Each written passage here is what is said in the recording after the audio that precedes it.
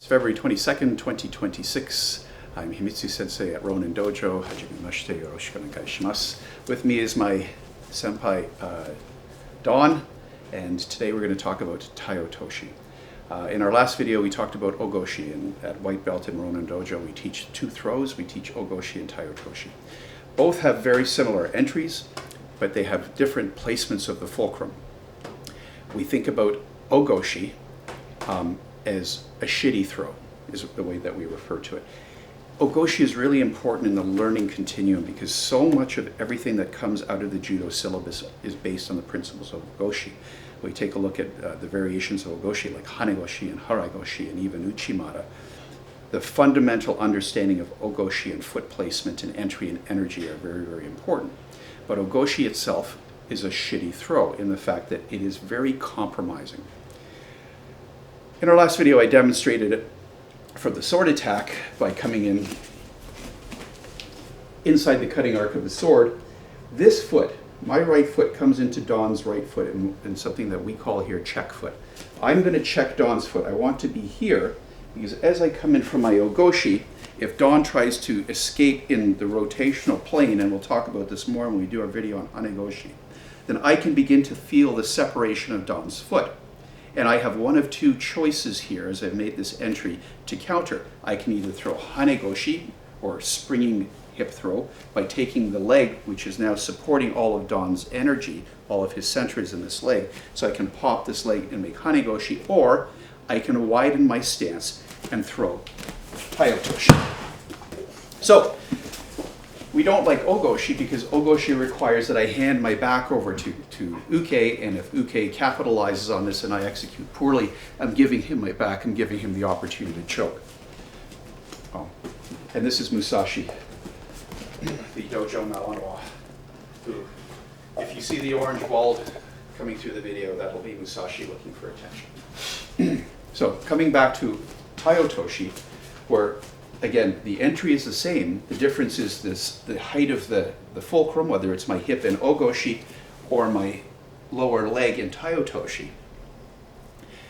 While we think of Ogoshi as a shitty throw based on the compromise that it gives us, we like Ogoshi, or Tai Otoshi, we like Tai Otoshi, we call it a champagne throw, because champagne goes with everything. Just ask my wine master friend. So, in this occasion, I'm going to come in and make Tai Otoshi.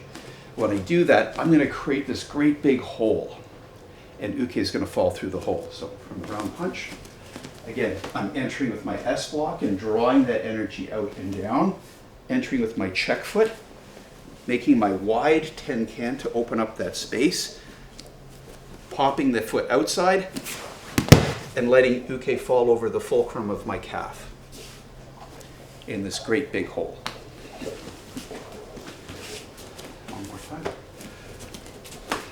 Cut, enter, and down.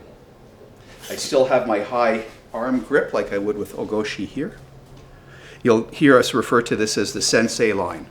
And it's because this line here where the sleeve meets with the body of Uke's gi, sensei likes it. That's where I like to grab, so we just refer to this as the sensei line. One more.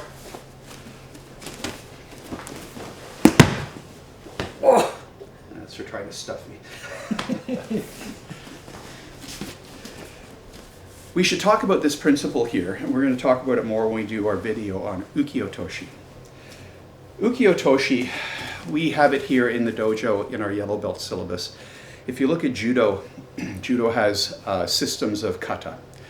And the nage waza kata, or the kata of throwing in the judo syllabus, is divided into the 5 different schools of throwing in judo: tewaza, ashiwaza, yokosetemiwaza, masutemiwaza, and koshiwaza. And the first throw of the first kata, of the tewaza kata, the hand technique kata, is Uki Otoshi. And the throw basically goes like this.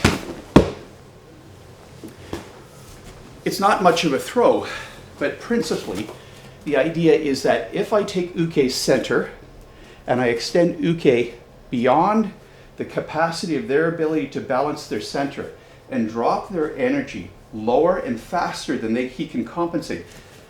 So if I just draw Dawn straight, he compensates for his energy by stepping.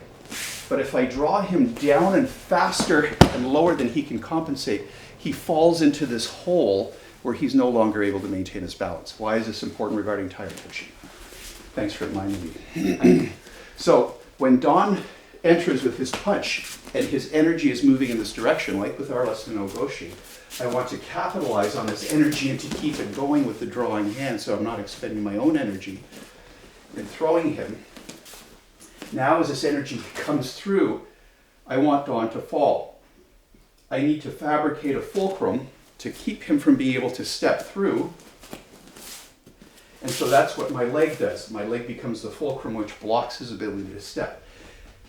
When I move my body, when I shift my body out of the way, it creates this gigantic hole for Don's energy to keep on moving fast and low so that he falls into that hole. Here, I block his ability to step through, and as I draw with the drawing hand, Don falls through this great big hole here, and I maintain my balance because my center is here. And Don falls right here into center, which then allows me to apply an Udigarami.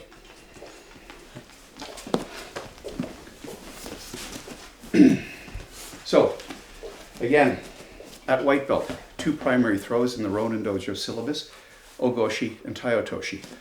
Both have the same entry involving the check foot and turning into a parallel line. My feet are parallel with Uke's feet. In Ogoshi, my feet are inside, my hip is the fulcrum, and the fulcrum is high. I'm suspending Uke. In Tai Otoshi, the entry is the same, but I widen my stance. I create this gigantic space, and when I draw Uke through, Uke's only option is to fall through that space. Wreck the joint, why don't you? Uke falls through that space and time because he's unable to regain his balance by stepping through. Okay? Thank you. よろしくお願いします。